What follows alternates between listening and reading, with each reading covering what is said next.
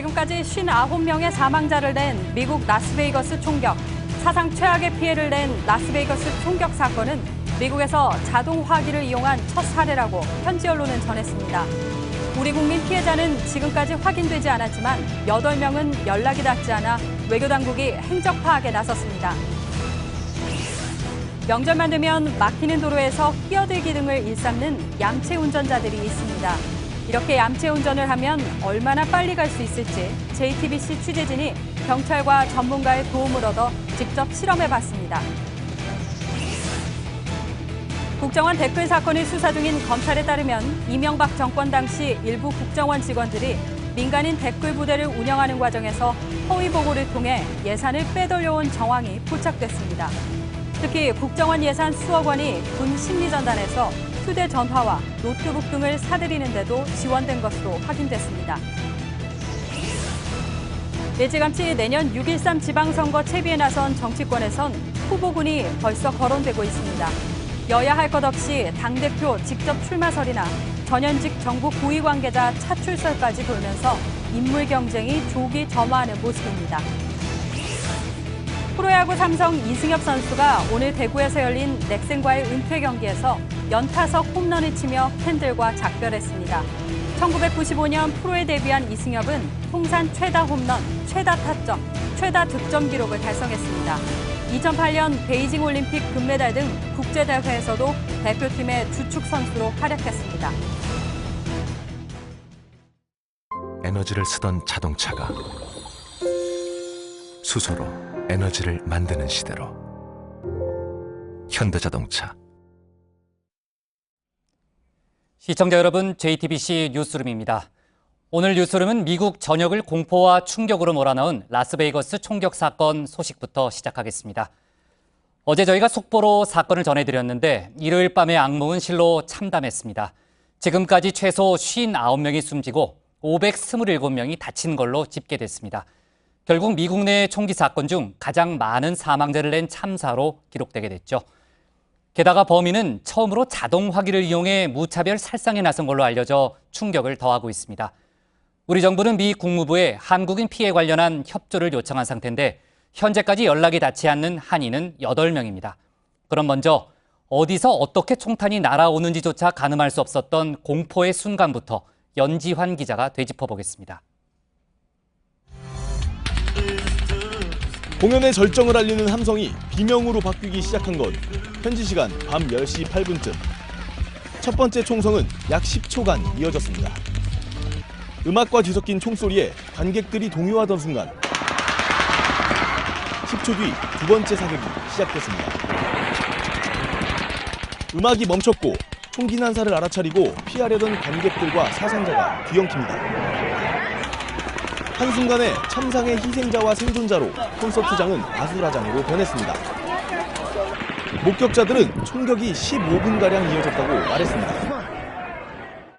범인 스티븐 패덕은 콘서트장이 훤히 보이는 만델레이 베이 호텔 32층에서 방아쇠를 당겼습니다. 2만여 명이 모인 콘서트장과 총구 사이의 거리는 450m에 불과했습니다. 범인은 창문 두 곳을 깨고 사람들 머리 위로 총탄을 내리꽂듯 발사했습니다. 경찰은 수천 발로 파악했습니다.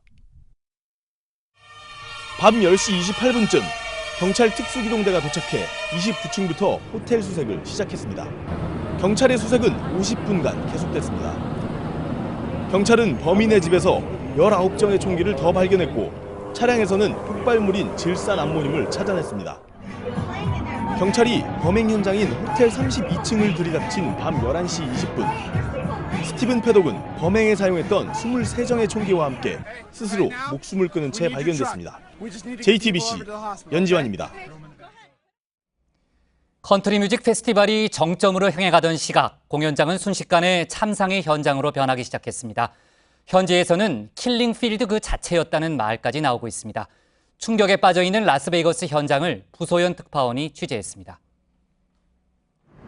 라스베이거스에 들어서자 만델레이 베이 호텔이 보입니다. 총격범 스티븐 매덕이 어둠에 숨어 총기를 난사한 곳입니다. 사건 현장 주변은 출입이 철저히 통제됐습니다. 경찰이 바리케이트를 쳐놓은 가장 가까운 곳까지 가도 공연장의 모습은 보이지 않습니다. 호텔로 향하는 연결도로에서는 검문이 삼엄합니다. 대참사 현장은 공포와 분노가 교차했습니다. I mean, you look, there's 50 families that are going to have funerals. Was that fair to ruin all these lives during Fall Festival? And 프리허그 표지판이 등장했습니다. I've never done anything in my life like this, but I just felt compelled to just try to put some good out there. 부상자가 500명을 넘어서면서 혈액 수급에 비상이 걸렸습니다.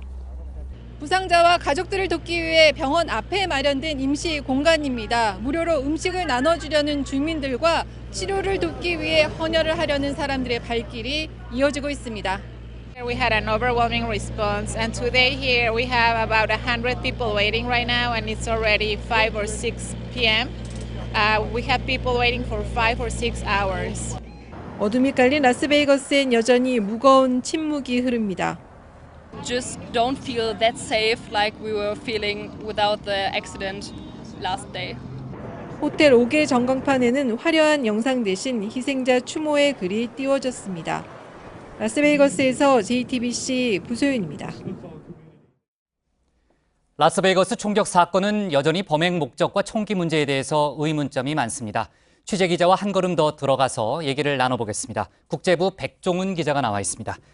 자, 백 기자. 네. 일단 만달레이 베이 호텔의 범인방에서 23정 맞죠? 23정의 총기가 나왔고요. 또 주거지에서는 더 많은 총기가 나왔단 말입니다. 앞에 저희가 리포트들에서도 봤지만은 일단은 자동 화기가 사용됐을 가능성이 높다고 봐야 되는 거죠? 예, 그렇습니다. 수사당국은 총격 당시 화면을 분석한 결과 최소 한 정 이상의 자동 화기가 사용됐다 이렇게 보고 있습니다. 특히 앞서 보셨듯이 끊이지 않고 지속적으로 나는 총소리 등을 볼 때 자동 화기 특성이 확인된다고 보고 있습니다. 네, 그러니까 이번 사건이 미국 총기 사건 중에 가장 많은 사망자를 냈다는 거 말고도요. 만약에 이제 지금 이제 백 기자가 얘기했던 것처럼 자동 화기가 사용됐다면은 가장 그러니까 처음으로 자동 화기가 사용된 총기 사건이잖아요. 미국 언론에서는 어떤 총기류에 대해서 지금 언급하고 있나요? 예, 월스트리트 저널은 해당 호텔방에서 AK-47과 AR-15라는 총기가 나왔다고 보도를 했습니다. AK-47은 특히 연속 발사와 정확성을 위해서 거치대 같은 것을 놓고 사격할 수 있는 그런 총기로 알려져 있습니다. 그 AK-47은 저도 잘 아는데요. 그게 상당히 예전에 이제 소련이 개발해서 판매했던 상당히 유명한 총이잖아요. 근데 그 AK-47을 일반인이 구입할 수가 있습니까? 미국 현지에서도 그런 자동 화기는 30년 전인 1986년부터 규제를 받고 있습니다. 그래서 기존 등록된 사람만 보유를 할 수 있는데요. 미국 민간에서 지금 거래되고 있는 그 AK-47은 자동 발사 기능이 빠져 있습니다. 그런데 총기 전문가 취재 결과 이 민간 거래 AK-47을 자동 발사 화기로 개조를 하거나 아니면 군용에서 사용하듯이 자동 기능이 있는 AK-47이 유출될 가능성도 있습니다. 그러니까 지금 백 기자가 마지막에 얘기했던 만약에 군에서 유출됐다면은 또 별개의 문제일 수 있지만요. 만약에 앞서 얘기했던 대로 개조를 해서 사용했던 거라면은 이게 유사 범죄가 가능하다는 얘기잖아요. 그러니까 상당히 충격적인 얘기가 아닐 수 없는데, 그나저나 이제 이번 총격 사건으로 인해서 사람들이 많이 모이는 공연장의 안전 문제가 상당히 지금 미국 내에서 논란이 되고 있다면서요? 예, 그렇습니다. 지금 사고가 난 라스베이거스 스트립이란 곳은 그야말로 라스베이거스의 중심가입니다. 최대 번화가죠, 그쪽이. 예, 그렇습니다. 이 번화가에 임시로 설치된 야외 콘서트장이었는데 고공에서의 공격에 상당히 취약했습니다. 다중 공연시설 사고는 잇따라 일어나고 있는데요. 올해 5월 가수 아리아나 그란데의 영국 맨체스터 공연 테러 22명이 숨졌고요. 2015년엔 프랑스 파리 바탕클랑 공연장에서 총격 사건이 일어나서 120명이 사망했습니다. 그리고 말이에요. 저는 개인적으로 또 이 점이 상당히 충격적인데, 이번에 이제 범인이요. 은퇴한 60대의 평범한 퇴직자였잖아요. 네. 그리고 자산도 어느 정도 있었던 걸로 알려져 있고요. 만약에 아무 테러리스트와 관계가 없는 그냥 일반인이었다면은 어떻게 보면은 공포가 일상화됐다 이렇게도 볼 수 있는데, 미국 내에서도 상당히 충격으로 받아들이는 분위기라면서요. 네, 그렇습니다. 스티븐 패독은 그야말로 평범한 자산가입니다. 우리 주변에서 흔히 볼 수 있는 사람이었잖아요. 예, 그렇습니다. 이웃에서도 자기를 도박사다 이렇게 소개를 하기도 했고 내 차고에 냉장고만한 금고 있다 이렇게 말할 정도로 평범한 그런 이웃 사람이라고 말하고 있는데요. 특별한 정치적, 종교적 성향도 없고요. 흔한 말로 범죄 경력도 없습니다. 이런 미국 시민이 역대 최악의 총격 사고를 일으킨 데 대해서 미국 사회는 충격과 공포에 휩싸여 있는 상태입니다. 어떻게 보면은 더 공포스럽다고 볼 수도 있겠네요. 그렇죠? 자, 아까 그 뭐 호텔방에서 발견된 총기도 있지만요. 주거지까지 포함하면은 42정의 총기가 있었다. 이런 외신 보도가 나오고 있는데 지금 뭐 당연한 수순으로도 보여지지만은 미국 내에서 총기를 규제해야 한다는 목소리가 아무래도 수면 위로 좀 올라오겠죠. 예, 미국 사회에서는 큰 총기 사고가 날 때마다 총기 규제 여론이 있어 왔지만 큰 변화는 아직까지 없었습니다. 그러니까 총기 규제를 우려해서 주가가 떨어지지 않겠냐 이런 반응도 있었지만 오히려 주가는 오늘 총기 제조사들이 3% 올랐습니다. 아, 올랐어요? 예, 올랐습니다. 왜 그러죠? 총기 규제가 가시화되면 일부 일시적인 수요가 늘어날 것이다라고 기대를 해서 그런 것인데요. 민주당이 관련 규제 법안을 낸다고 하더라도 상하원을 공화당이 장악한 마당에서 고강도 규제까지는 어렵지 않겠느냐 이런 관측이 나옵니다. 저도 쉽지 않을 것 같습니다. 저도 이제 오바마 전 대통령 때 특파원 생활을 했는데 오바마 전 대통령이 총기 규제를 하려고 했거든요. 결국은 안 되더라고요. 근데 트럼프 대통령 같은 경우에는 지금 총기 소유를 오히려 지지하는 그런 입장이잖아요. 네, 그렇죠? 그렇습니다. 자, 어떻습니까? 아까 그 앞서서 잠깐 얘기는 했는데 우리 국민들의 피해 여부는 현재까지 어떻게 확인되고 있나요? 예, 외교부와 LA 총영사 간에 지금까지도 체크를 하다 왔는데요. 연락이 닿지 않는 한인 8명입니다. 8명이요? 예, 당초 네. 10명으로 알려졌지만 2명의 신혼부부가 안전한 걸로 연락이 됐거든요. 그래서 지금까지 한인 피해 여부까지 확인되진 않고 있습니다. LA 총영사관 측은 미국 국무부를 접촉해서 한국인 피해 상황 확인을 위해 협조를 요청해 놓은 상태입니다. 네, 추가로 확인이 좀 필요하겠네요. 뭐 속보가 들어오면은 이따 다시 한번 얘기해 주기 바랍니다. 예. 네, 지금까지 국제부 백종훈 기자였습니다. 문재인 대통령은 오늘 라스베이거스 총기 난사 사건과 관련해서 도널드 트럼프 미국 대통령에게 위로전을 보내 희생자에 대한 애도의 뜻을 전했습니다. 특히 문 대통령은 위로전에서 무고한 사람들의 목숨을 앗아가는 폭력 행위는 어떤 이유로도 용납될 수 없으며 규탄받아 마땅하다면서 동맹이자 친구인 미국인들이 슬픔과 비통함을 하루속히 극복하기를 기원한다고 밝혔습니다. 추석 전날인 오늘 새벽부터 귀성 차량들이 고속도로에 쏟아지면서 하루 종일 정체가 이어졌습니다. 추석 당일인 내일은 성묘 차량까지 몰리면서 고속도로 양방향 모두 극심한 정체가 예상됩니다. 강희영 기자입니다. 지금 제가 나와 있는 곳은 서울역 대합실입니다. 추석 연휴를 하루 앞두고 있지만 이전 명절에 비해서는 비교적 한산한 모습을 볼 수 있는데요. 제 위로는 승차권 발매 현황을 알 수 있는 전광판이 보입니다. 오후 6시를 넘어가고 있지만 여전히 입석과 좌석표가 남아있는 모습을 볼 수 있습니다. 연휴가 길다 보니 기차를 타고 귀성하는 시민들이 분산됐기 때문이라는 분석이 나옵니다. 올해는 연휴 기간이 길고 승차하시는 고객분들이 많이 분산되었기 때문에 입석 승차권하고 좌석 승차권이 아직 많이 남아 있습니다. 기차와 달리 오늘 고속도로는 귀성 차량으로 종일 정체를 빚었습니다. 새벽부터 시작된 정체는 저녁 7시가 돼서야 서서히 해소되기 시작했습니다. 저녁 7시 기준으로 주요 도시까지 걸리는 시간을 보면 부산까지 4시간 30분, 대전까지 1시간 40분, 광주까지 3시간 10분, 목포까지 3시간 40분, 강릉까지 2시간 20분으로 예상됩니다. 한국도로공사는 추석 당일인 내일 상하행선 양구간 정체가 연휴 기간 중 최고조에 달할 것으로 내다봤습니다.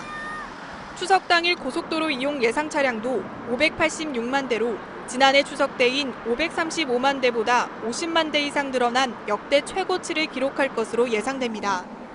오늘부터 3일 동안 고속도로 통행료를 받지 않는 효과도 반영되기 때문으로 보고 있습니다. JTBC 강희연입니다. 오늘 전국 고속도로가 귀성 행렬로 정체를 빚었죠. 귀경객들이 몰리는 내일도 마찬가지일 겁니다. 이처럼 명절 때마다 고속도로나 국도가 거대한 주차장으로 변하면 여지없이 등장하는 게 바로 얌체운전입니다. 그렇다면 얌체운전을 하면 실제로 얼마나 빠르게 갈 수 있을까요? 저희 취재진이 경찰과 전문가의 도움을 얻어 직접 실험을 해봤습니다. 먼저 이선화 기자의 보도를 보시고 이어서 얌체운전으로 치러야 할 벌칙도 알아보겠습니다. 추석 연휴를 하루 앞둔 지난달 29일, 전문가와 함께 서울 도심에서 차량 2대로 주행 실험을 해봤습니다. 저희 로고가 붙어있는 정상적으로 운전하는 차량과 그렇지 않은 차량의 실제 도착 시간이 얼마나 다른지 알아보겠습니다. 경찰의 협조를 받아 경력 10년 이상의 운전자 2명이 각각의 차량에 기록관을 태우고 동시에 출발했습니다. 주행 구간은 시청역 인근에서 양재역 인근까지 왕복 30km입니다. 정상주행 차량은 한 차로를 달리며 규정을 하나도 어기지 않고 운전했습니다. 반면 얌체운전 차량은 틈만 나면 차로를 바꿨고 급하게 속력을 내며 끼어들기도 했습니다. 약 1시간 뒤 관할 지점인 서초문화예술회관 입구를 통과하는 시간을 재본 결과 얌체운전 차량은 정상주행한 차량보다 9분가량 빠르게 도착했습니다. 이어서 총 2시간가량을 주행한 뒤 다시 시청역 인근으로 돌아왔을 땐 13분가량만 차이 났습니다. 빨리 가려고 애를 썼지만 효과가 그리 크지 않은 겁니다. 무엇보다 얌체운전은 아찔한 사고로도 이어질 수 있습니다. JTBC 이선아입니다. 취재진은 주행 실험이 진행된 2시간 동안 얌체운전 차량의 교통법규 위반 횟수를 전문가와 함께 세어봤습니다. 출발 뒤 10분이 안 됐을 무렵 차들이 많아지며 막히는 듯하자 급가속해 옆차를 추월하더니 차선 변경이 금지된 실선 구간에서 차로를 바꿉니다. 이번엔 한 번 바꿔 탄 차로에 트럭이 서 있자 방향 지시 등을 켤 새도 없이 곧바로 실선 차선을 넘습니다. 택시를 추월하기 위해 버스 전용 차로를 침범하는가 하면 차들이 빠르게 달리는 강변북로 위에서도 실선 차선을 넘나듭니다. 이렇게 2시간 동안 차로 통행 위반 14번, 속도 위반 4번 등 모두 18번 법규를 어겼습니다. 단숨에 도로교통법상 범칙금 57만 원과 벌점 155점이 쌓였습니다. 1년간 121점 이상이 되면 면허가 취소되기 때문에 이 운전자는 취소 대상이 되고요. 전문가들은 법규 위반에 따른 처벌 여부를 떠나 갑작스런 차선 변경 등은 큰 사고로 이어질 수 있다고 경고합니다. JTBC 윤재영입니다. 이명박 정부에서 국정원은 댓글 공작을 주도한 심리전단에 2009년부터 2012년까지 600억 원을 지원했습니다. 원래 이 돈은 북한과의 여론전 등에 쓰이도록 편성됐지만 실제로는 민간인 댓글팀을 동원해 인터넷에 댓글을 다는 등 국내 정치 개입에 쓰였죠. 국정원의 특수활동비가 투명하지 않게 집행되다 보니 벌어진 일이었습니다. 국정원의 이런 깜깜이 예산은 여론 조작을 한 또 다른 기관인 군 사이버 사령부로도 흘러간 정황이 포착됐습니다. JTBC 취재 결과 국정원 예산 수억 원이 사이버 사령부 심리전단 요원들이 휴대전화와 노트북 등을 사들이는 데 사용된 것으로 확인됐습니다. 먼저 안지연 기자의 보도를 보시겠습니다. 국군 사이버 사령부 산하 530 심리전단은 2010년부터 5년 동안 스마트폰과 노트북 등을 사는데 10억여 원을 썼습니다. 그런데 당시 예산을 분석해보니 그 절반이 넘는 5억 7천여만 원이 국정원 예산이었습니다. 2011년부터는 매년 1억 원 넘게 지원해온 겁니다. 이렇게 국정원의 지원을 받은 심리전단의 디지털 기기 구입은 유독 총선과 대선이 있었던 2012년에 집중됐습니다. 2010년과 비교해보면 집행액이 1억 원 넘게 더 많습니다. 최근 공개된 심리전 대응활동 지침에 따르면 심리전단은 요원들에게 작전용 스마트폰을 통해서만 임무를 하달했고 온라인 활동을 위한 작전용 PC도 따로 지급했습니다. 국가정보원은 사이버 사령부가 요청한 것보다 더 많은 예산을 지급했습니다. 이는 국가정보원, 더 나아가서는 청와대가 군의 여론 공작을 사전 조율하고 독려했을 가능성이 있습니다. 앞서 2013년 국정감사 때 김관진 당시 국방부 장관은 사이버사에 왜 국정원 예산이 투입됐냐는 질문에 그런 일이 없다고 했다가 국방정보와 관련해 지원받을 수는 있다고 답을 바꿨습니다. JTBC 안지연입니다. 보신 것처럼 국정원 예산은 민간인 댓글부대 운영뿐만 아니라 군 심리전단에도 사용됐습니다. 특수활동비라는 명목으로 국정원 예산이 정권 입맛에 따라 사용된 셈이죠. 취재기자와 함께 한 걸음 더 들어가 보겠습니다. 이서준 기자, 먼저 국정원 예산이 군 사이버 사령부까지 들어갈 수 있었던 배경 어떻게 이해해야 됩니까? 예, 이 국정원 예산은 정보기관의 특성상 외부 견제를 거의 받지 않고 대부분 현금으로 집행되고 있기 때문입니다. 예산 관련 세부 자료를 국회 정보위원회에 제출하도록 하고 있지만 국가 안전보장에 중대한 영향을 미치는 국가기밀의 경우 거부할 수 있다는 이 국정원법을 근거로 이 대부분 거부하고 있는 실정입니다. 그러니까 사실상 예산 집행에 있어서 외부 견제를 받지 않아 왔다 이렇게 좀 볼 수 있는데 사실 민간인 댓글팀을 운영하는 과정에서도 이런 국정원의 깜깜이 예산이 문제된 적이 많이 있었죠. 네, 이번 검찰 수사를 통해 드러나고 있는 건데요. 민간인 댓글 부대를 운영해온 이 국정원 심리전단팀의 경우 수기로 조작 가능한 간이 영수증과 수령증만을 근거로 현금을 지급했습니다. 그러다 보니 국정원 전 직원 문모 씨의 경우 이 다른 사람의 인적 사항을 도용해 댓글팀을 운영한다며 허위 보고를 했고 이 수천만 원의 활동비를 가로챌 수 있었습니다. 또 이 댓글 부대의 규모를 허위로 부풀려 보고한 사례도 있었습니다. 근데 이 기자, 이게 지금 말한 게요. 비단 댓글 부대 운영에만 국한된다 이렇게 보기는 좀 어렵죠. 네, 그래서 이 예산을 빼돌렸다 해임 또는 파면당한 이 국정원 직원들의 사례를 법원 판결문에서 한번 찾아봤습니다. 판결문에서 찾아봤어요? 예, 네. 심지어 이 간첩을 잡는 국정원 요원 신모 씨가 2년 동안 간첩 검거를 위해 나온 이 공작비 6천여만을 빼돌린 사례도 있었습니다. 지금 이제 이 기자가 얘기한 바에 따르면은 2년 동안 6천여만 원을 빼돌렸다는 건데 상당히 오랜 기간에 걸쳐 이제 금액을 뺐잖아요. 어떻게 이런 일이 가능했던 거죠? 예산을 현금 지급한다는 점을 이용한 겁니다. 이 정보원 등에게 백지 여러 장에 미리 서명을 하도록 한 뒤 필요할 때마다 이 날짜와 액수를 마음대로 적어서 정보원 지원비에 대한 증빙 서류 마냥 국정원에 제출을 했습니다. 다른 사람 명의 카드 영수증, 승인 취소된 카드 영수증, 마음대로 쓴 간이 영수증 등을 제출하기도 했습니다. 그렇다면 영수증만 보내면은 관련 집행 내역을 아주 꼼꼼하게 보지 않았다는 그런 얘기잖아요. 네, 해외 파견 근무의 경우는 더욱 심각했습니다. 2005년부터 2009년까지 카자흐스탄 파견 정보관으로 근무했던 이 광모 씨의 경우 이 98회에 걸쳐 횡령한 사실이 적발돼 2010년 파면당했는데요. 이 곽 씨 역시 영수증을 재발행받거나 복사를 해서 예산을 이중으로 받아냈습니다. 이 면세품을 살 때 받은 영수증과 이 면세품에 부착된 스티커 영수증을 떼내서 이중으로 처리한 적도 있습니다.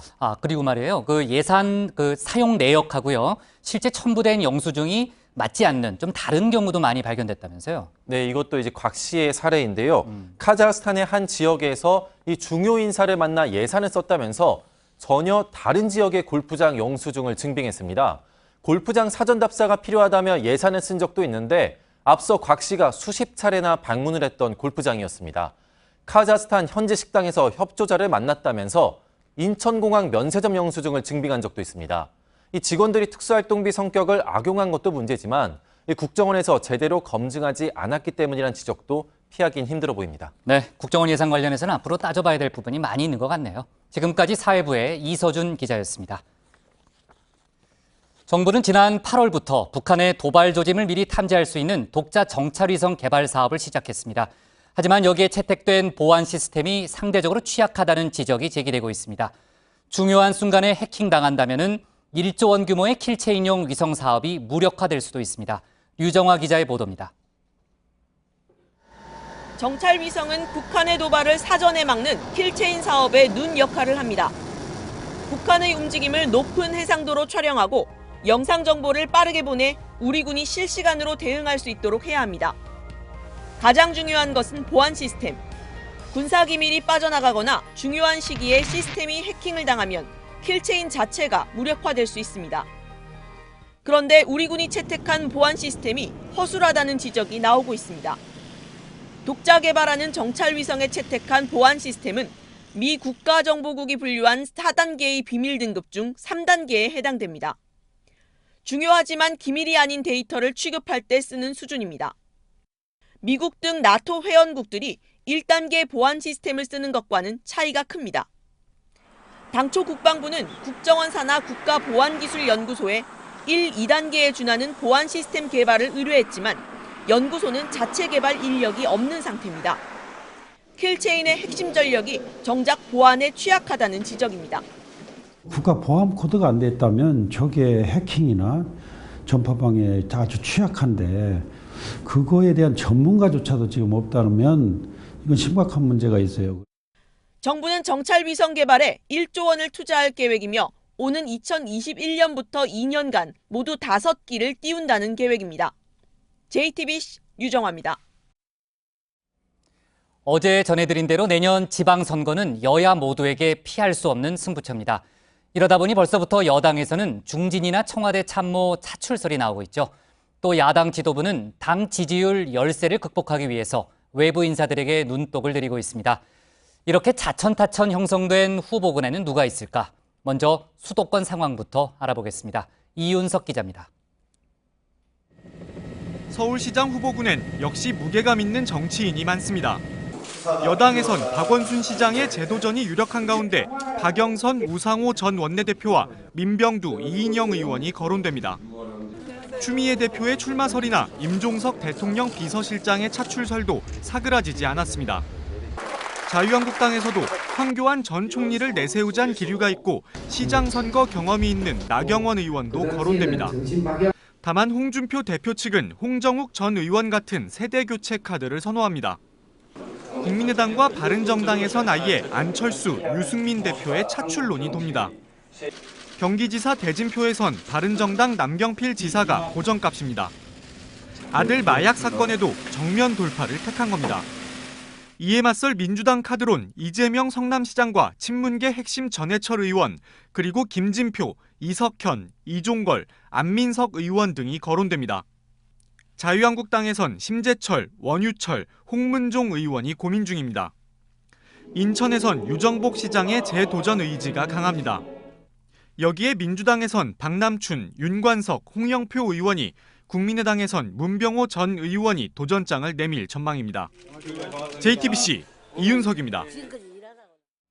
수도권 상황을 알아봤고요. 이번에는 호남과 충청권 중 관심 지역의 후보군을 짚어보겠습니다.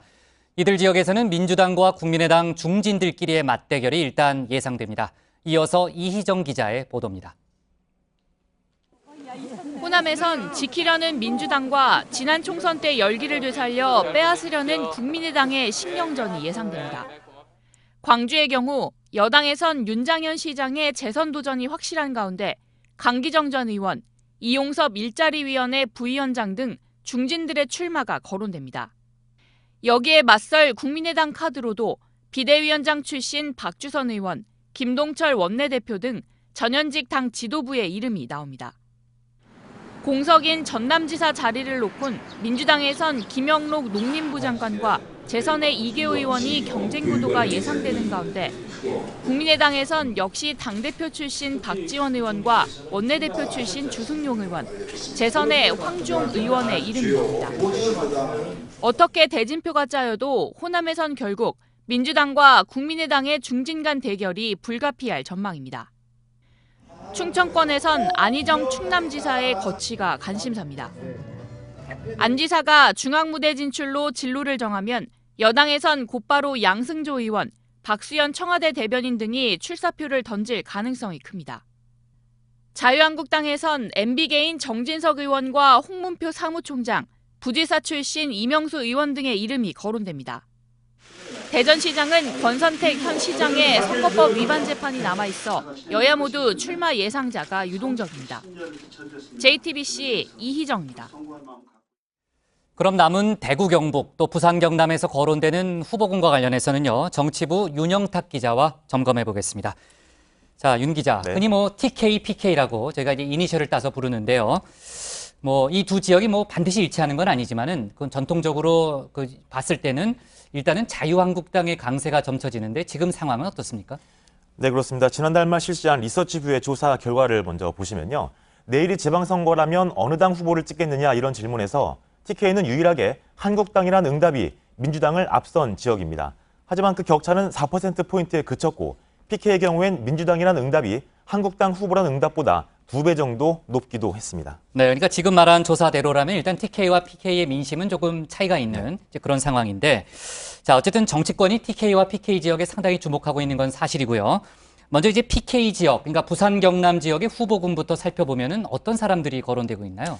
네, 먼저 경남의 경우에 직전지사는 아시다시피 홍준표 한국당 대표입니다. 그렇죠. 이렇다 보니 일단 한국당에서 거론되는 인사들 중에 눈길을 끄는 것은 홍 대표의 측근인 윤한홍 의원입니다.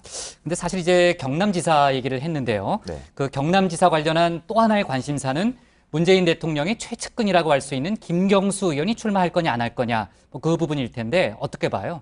네, 그렇습니다. 김 의원이 출마하면 경남을 민주당이 가져올 수 있다 이런 게 여권 내 분석인데요. 초선인 김 의원은 아직 의원직에 최선을 다하겠다고만 대답하고 있는 상황입니다. 그렇다면 상황을 조금 더 정치적 상황을 지켜봐야 이제 판단을 내릴 수 있을 것 같고요. 네. 부산 같은 경우는 어떻습니까, 윤 기자? 네, 역대 지방선거에서 민주당이 부산 지역을 차지한 적은 단 한 번도 없었습니다. 한 번도 없었나요? 네, 한 번도 없었습니다. 예. 네, 하지만 이번엔 현역 서병수 시장이 홍준표 대표와 최근 불화를 일으키면서 다른 이름들도 거론되기 시작하는 등 한국당이 다소 불안한 모습을 보이고 있습니다. 이런 가운데 여권에선 김영춘 해수부 장관이나 조국 청와대 민정수석의 차출설 같은 파격적인 카드가 거론되고 있는 상황입니다. 아, 조국 수석 얘기까지 나온다고요? 네, 그렇습니다. 그렇군요.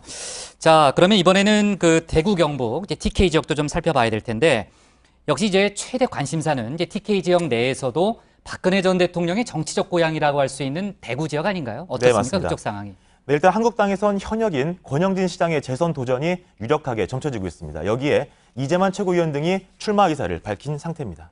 근데 아까 저희가요 이제 김경수 의원 얘기도 좀 해봤는데 대구 쪽에서도 김부겸 행정안전부 장관이 출마할 수 있다, 뭐 이런 얘기가 정치권에 돌고 있더라고요. 네, 맞습니다. 앵커 말씀대로 2014년 대구시장 선거에서 김 장관은 40% 넘게 득표했고 20대 총선에선 대구 수성구에서 승리한 경쟁력 때문에 여권에서의 차출로는 갈수록 더 커질 전망입니다. 네, 정말 TK, PK 지역 상황에 관련해서도 앞으로 짚어봐야 될 포인트가 참 많이 있는 것 같네요.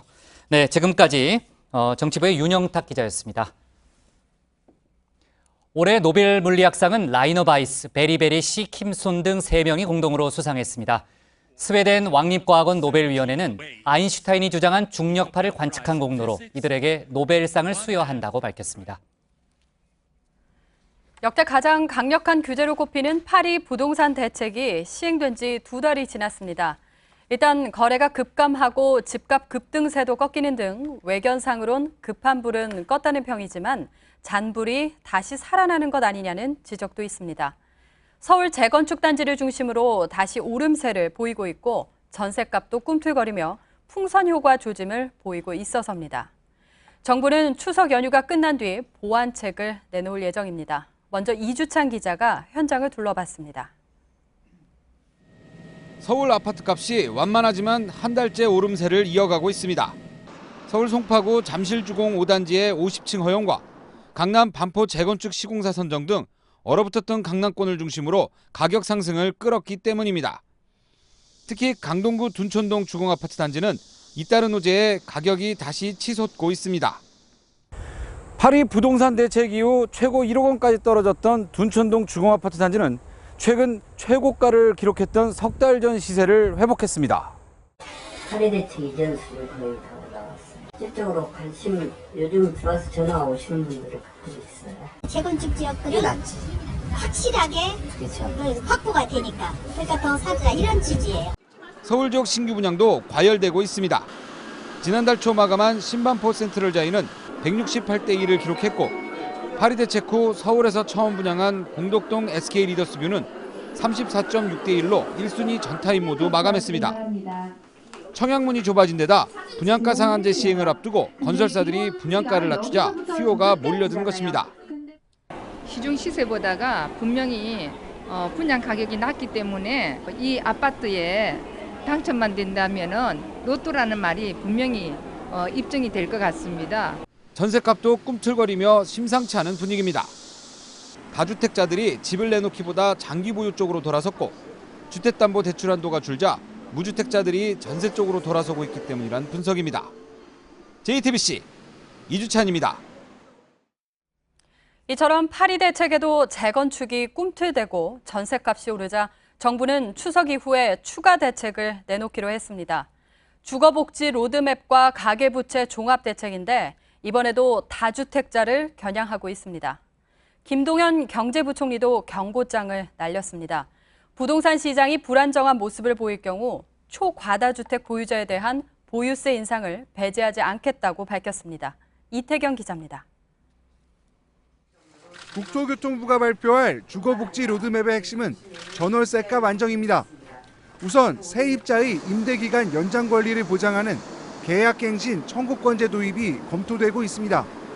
기본계약 2년 뒤에 세입자가 집주인에게 더 살고 싶다는 의사를 전하면 임대료가 크게 오르지 않으며 자동으로 계약기간이 2년 더 연장되는 방식입니다.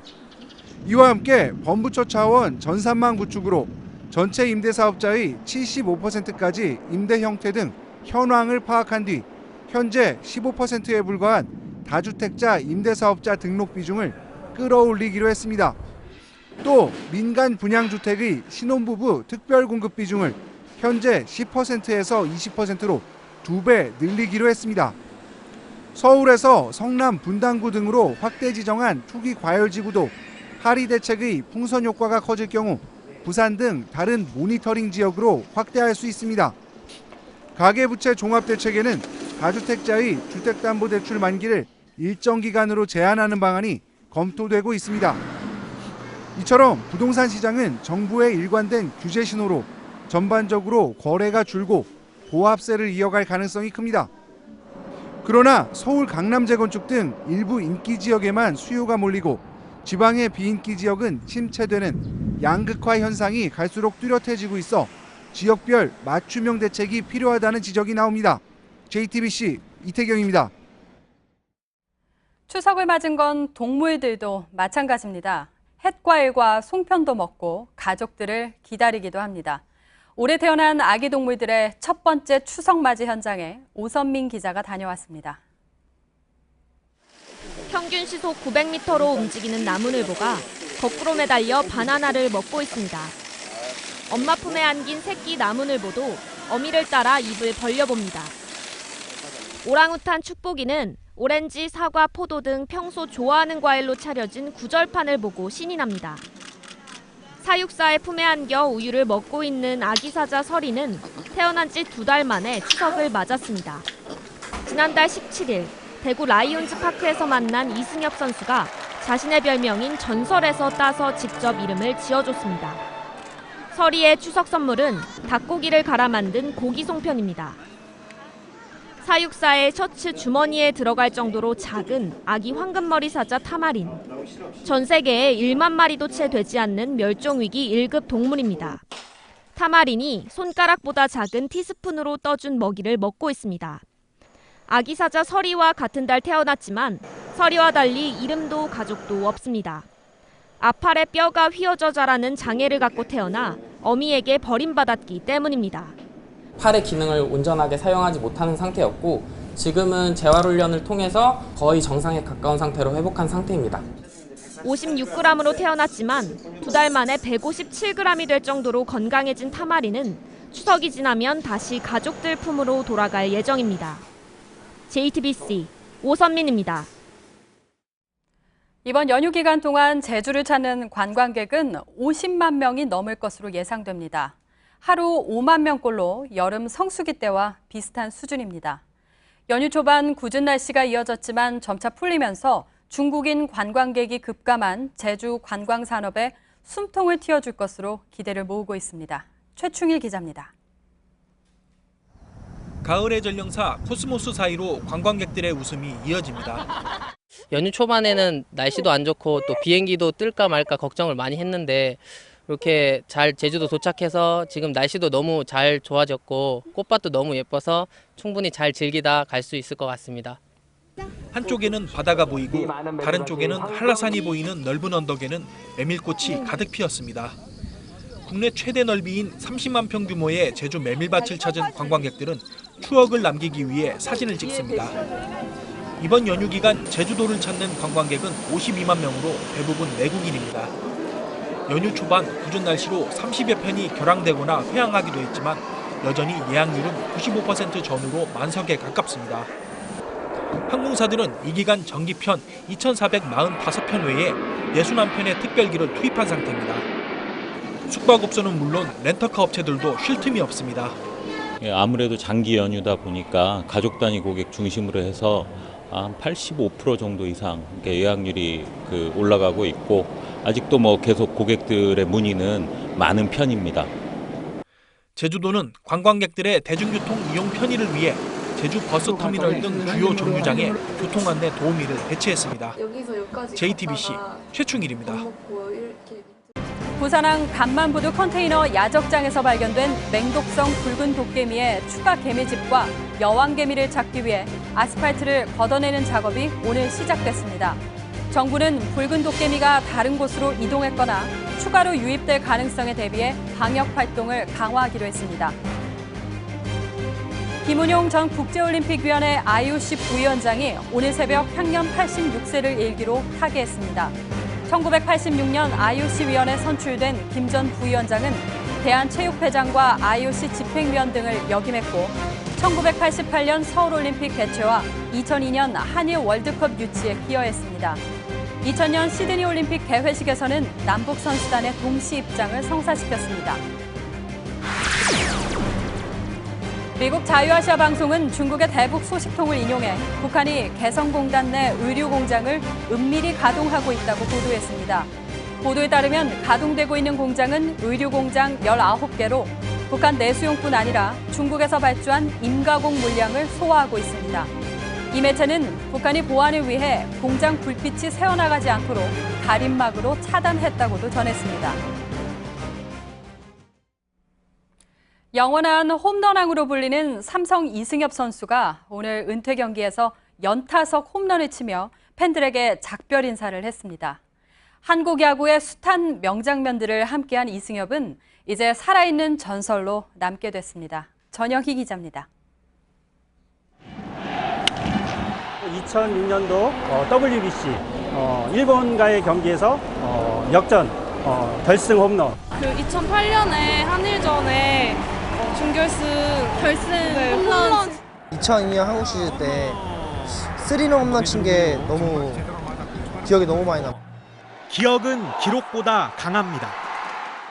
통산 최다 홈런과 최다 타점, 그리고 최다 득점까지 이승엽은 기록의 사나이지만 숫자만으로 이승엽을 말할 수 없습니다. 1995년 프로에 데뷔한 뒤 20년 넘게 한국 야구의 결정적인 순간에는 이승엽이 있었습니다. 그리고 오늘 은퇴 경기에서 명장면을 추가했습니다. 전성기처럼 3번 타자 겸 1루수로 나온 이승엽은 1회 첫 타석에서 오른쪽 담장을 넘는 2점 홈런을 쳤습니다. 믿기지 않는 홈런에 2만 4천여 홈팬들은 열광했습니다. 이승엽은 3회 두 번째 타석에서도 오른쪽 담장을 넘는 아치를 그리며 자신의 상징과도 같은 홈런으로 선수 생활의 마침표를 찍었습니다. 야구는 제 인생이고 제 보물입니다. 저한테는 정말 심장이 하나 떨어져 나가는 느낌이기 때문에. 이승엽의 등번호 36번은 삼성 선수가 달 수 없는 영구 결번으로 남았습니다. 이제 36번이 펼쳐놓았던 파노라마는 혼을 담은 노력은 배신하지 않는다는 그의 좌우명과 함께 팬들의 기억 한 편을 채우게 됐습니다.